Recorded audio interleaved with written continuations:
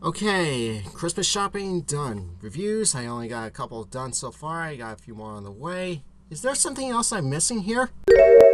Oh, hi, I didn't see you come in here. Where are my manners? Allow me to introduce myself. I'm Railspike. You can call me Rail if you wish. Well, it looks like Christmas Eve is already here, so I'm going to mark the occasion by reviewing a Christmas-themed episode. However, I'm going to express my thoughts on a written review that I already posted several weeks ago. But with that being said, let's get started. Today I'm going to be revisiting Krypto the Superdog to talk about his first Christmas special.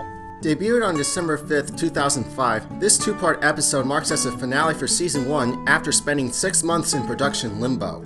I remember when I found this video on Bat Mighty's YouTube channel before the whole copyright nonsense took it down, and one of the comments calls it a complete ripoff of The Wizard of Oz. To me, it's the same kind of ridiculousness that Power Ponies and the Polar Express have been through. But is all of that negativity justified? Or was all of that unnecessary? Well, let's not waste any more time and find out. This is the Season 1 finale, Storybook Holiday. Christmas Eve has fallen in Metropolis, and all of Kevin's relatives are spending the holidays with him.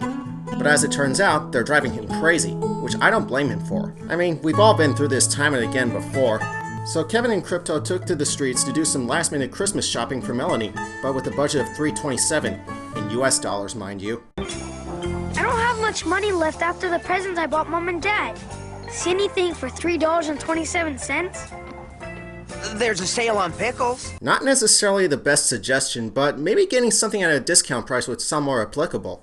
However, much to his relief, he found a used bookstore across the road, and Krypto found a book on fairy tales, only at a price of a staggering $500 US dollars. And considering the book's age, that's pretty much self-explanatory. I mean, I would have bought it for him myself and say that it's on me. Happily though, the store owner found another book and sold it to him for the remaining money Kevin has left over. Then the two return home and make their way to the bedroom, and Kevin is still cross about his relatives. Only I could get away. They're only here for a week. Don't remind me. As he was about to wrap the book, they discovered a page that, when read, transports them to another world, something that Kevin did by complete accident. So, it's up to Krypto the Superdog to fly to Storyland and bring him home. Upon arrival, he meets a gingerbread man who not only gave him a hard time, but tells him to ask the pig to see if he knows more about it. Run as fast as you can! You can't catch me, I'm the gingerbread man! Woohoo! Oh, does he always act like this, Rob? Only on Wednesdays. When he started asking for information, the big bad wolf rudely came in and blew down the house made of straw. However, Krypto fought back by giving the wolf a taste of his own medicine. The pig then thanked Krypto for saving his life and told him that Kevin had went through the woods and warns him to be careful. With no time to waste, Krypto decides that it's the only other option and presses onward to finish his search. So far, we have ran into the gingerbread man and 3 little pigs, but there is still more to come in Krypto's Christmas Eve run.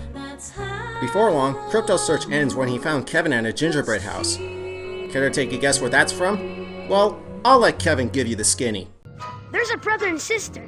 They find a gingerbread house, but it belongs to a witch who wants to fatten up their brother so she can eat him. You tell your sister these stories? If that were the case, I wish I knew. And if you haven't caught on by now, they found themselves smack dab in the middle of Hansel and Gretel. Hansel? Anyway, the witch came into the scene and cast a spell on Krypto that sent him flying in a tornado. She then proceeds to capture Kevin, and things got heavier and heavier. Then Krypto overcame this obstacle with a fight fire with fire strategy. Now to blow her away! Literally! Oh, sorry, kinda got caught up in the moment here. As Krypto stormed inside, Kevin stepped in when her broomstick went AWOL, causing her wand to snap in two and the entire house to come apart. Well, at least they got out just in time. After making a flyby past the nursery rhyme, they ended up in the story of Jack and the Beanstalk. Thankfully, Krypto handles the giant without a hitch.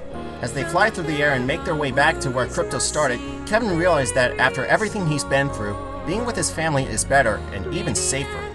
Good call, my friend. Then Kevin found one sign that not only leads to the story of Pinocchio, but it also gives a clue on how to get home. And without going into detail and recapping what the Toon Kritic said in his top 7 Disney movies based on R-rated stories video, they arrived at Geppetto's shop.